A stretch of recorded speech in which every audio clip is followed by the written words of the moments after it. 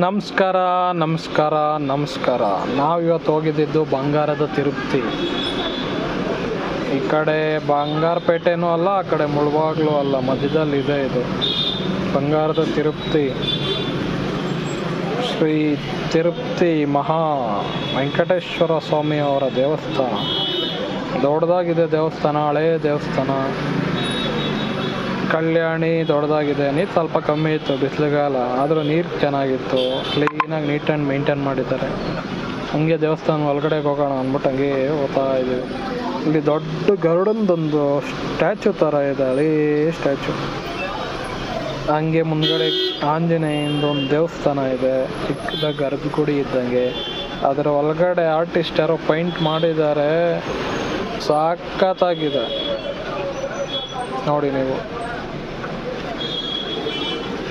ಹಂಗೆ ಮೇಲಕ್ಕೆ ಹೋದ್ವಿ ದೇವಸ್ಥಾನಕ್ಕೆ. ದರ್ಶನ ಮಾಡಿಕೊಂಡು ಎಲ್ಲ ನೋಡಿಕೊಂಡು ನಿಧಾನಕ್ಕೆ ದರ್ಶನ ಎಲ್ಲ ಮುಗೀತು. ಚೆನ್ನಾಗಿತ್ತು. ಪ್ಲೇಸ್ ಅಂತೂ ಚೆನ್ನಾಗಿದೆ, ನೇಚರ್ ಪ್ಲೇಸು. ಫುಲ್ಲು ಮರ ಗಿಡ, ಕೋತಿಗಳು, ಸಿಕ್ಕಾಪಟ್ಟೆ ಕೋತಿಗಳಿದೆ. ನಾವು ಬೆಂಗಳೂರಲ್ಲಿ ಕೋತಿಗಳೇ ಕಾಣಿಸಲ್ಲ ಅಂಥದ್ದು, ಇಲ್ಲೆಲ್ಲ ಬರೀ ಕೋತಿಗಳೇ, ಇನ್ನೇನು ಇಲ್ಲ ಅಲ್ಲಿ.